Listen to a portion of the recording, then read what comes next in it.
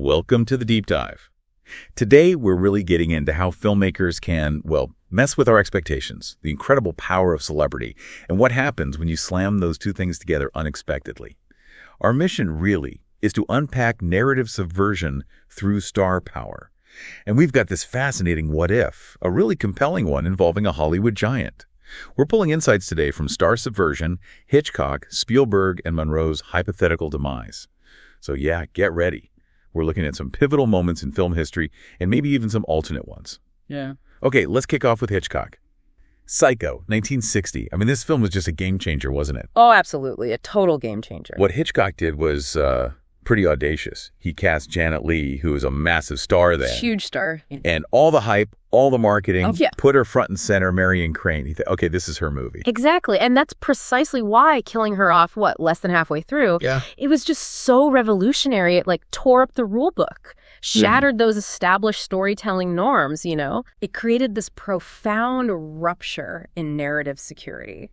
Audiences were genuinely shocked, psychologically floored. Nobody saw it coming. But it wasn't just for shock value, was it? It felt more deliberate. Oh, completely deliberate, methodical even. It served multiple purposes all at once. Like what? Well, first, that sharp shift in perspective, right? Yeah. Suddenly you're not with Marion anymore. It disorients your whole sense of time in the film, ramps up the shock.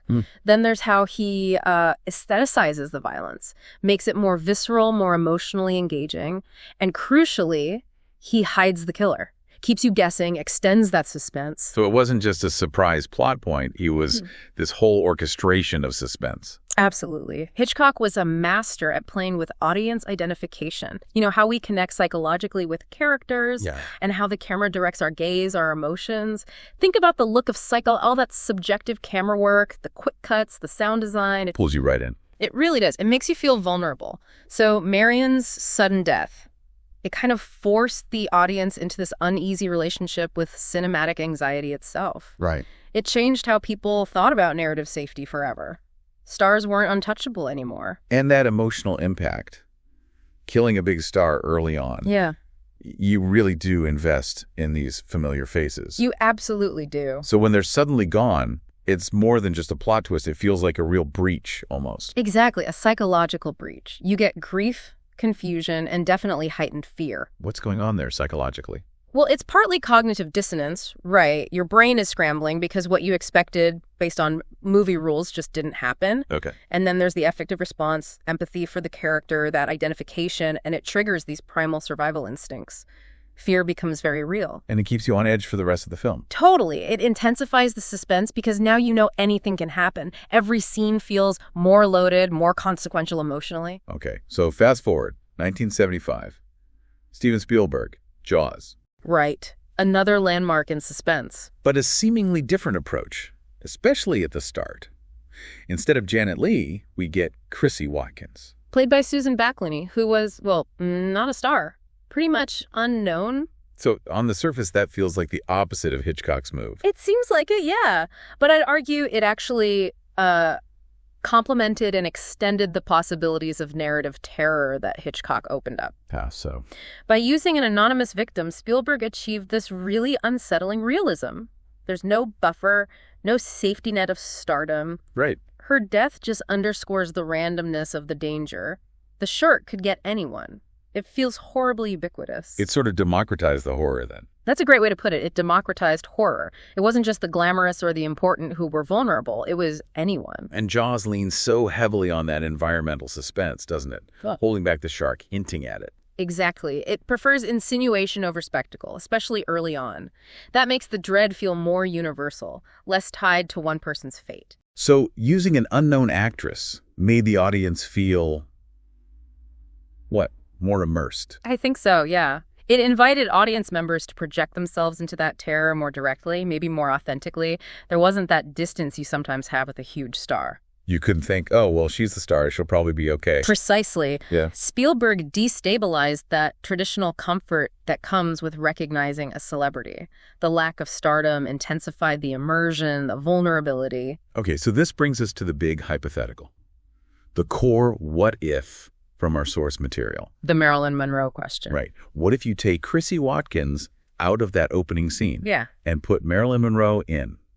A global icon. Wow, okay. Yeah, that changes everything, doesn't it? How would that have altered the scene psychologically? Fundamentally altered the dynamics. Her death wouldn't just be a shocking event representing general danger. It would be a cultural loss, deeply felt. Because she was Marilyn Monroe. Exactly, globally famous.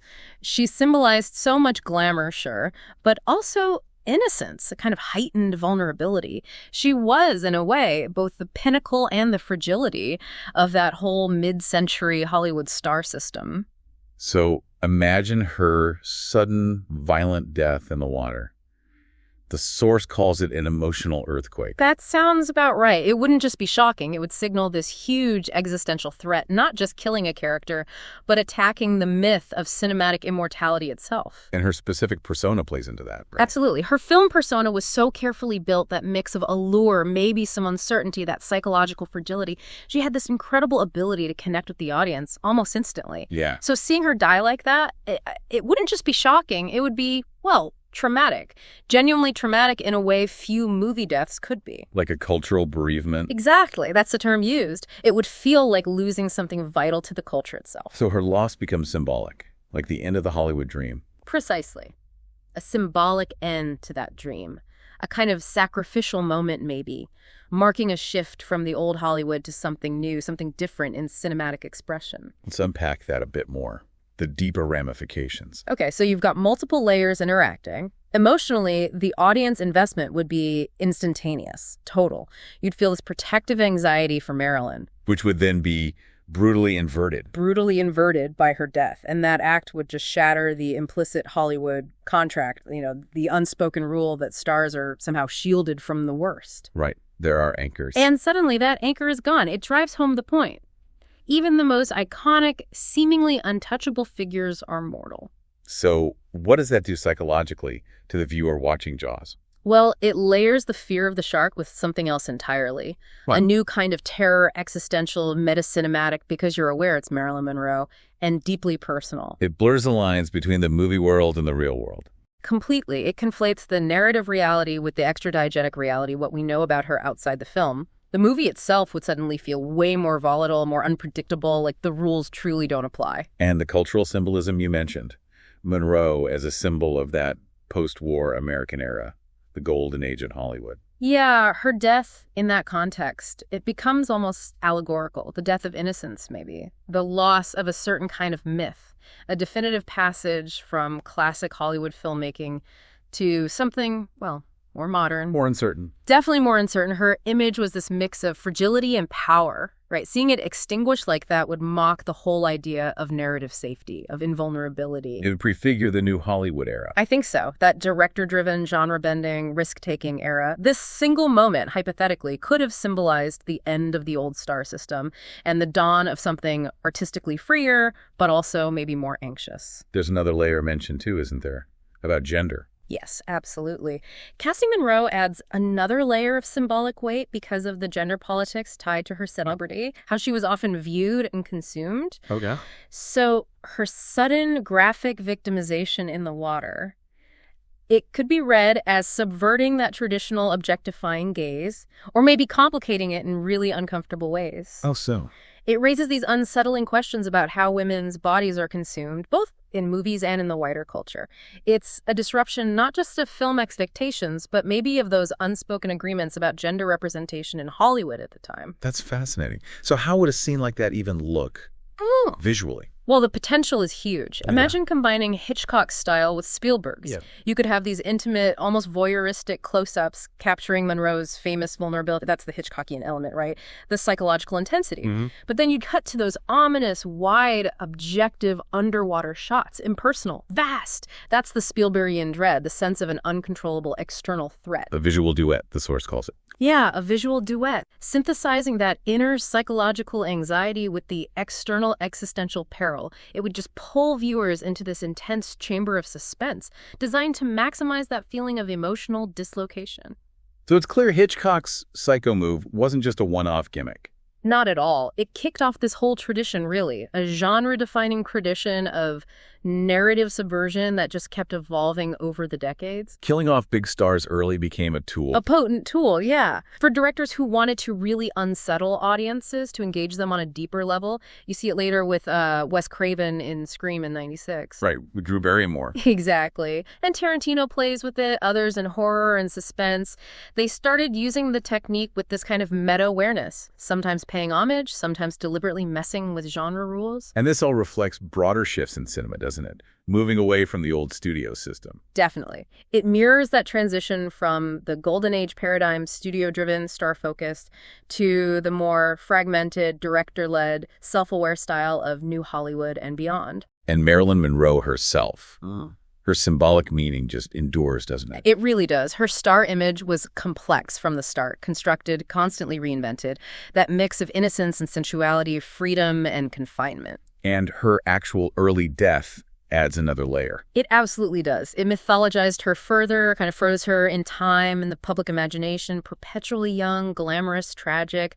She became the symbol of both Hollywood's immense power and its underlying vulnerability. So putting her hypothetically into Jaws. It would resonate far beyond just the plot mechanics. It would signify this rupture in the American cultural story itself, something you couldn't just ignore or forget. So wrapping this deep dive up, what's the big takeaway here? For me, it highlights the incredible power of taking narrative risks, the deep hold that star mythology has on us, and how cinematic suspense and meaning are always, always evolving. Yeah? And if Spielberg had cast Monroe in that opening, wow. He would have taken Hitchcock's brilliant innovation and pushed it somewhere entirely new.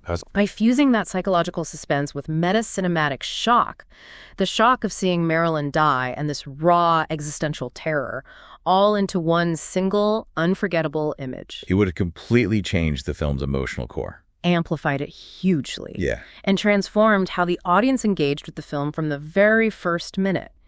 It could have been this incredible turning point, a moment signaling the shift between whole cinematic eras. Just imagine that impact. Yeah. A single scene signifying not just a character's death, but maybe the symbolic death of an entire age.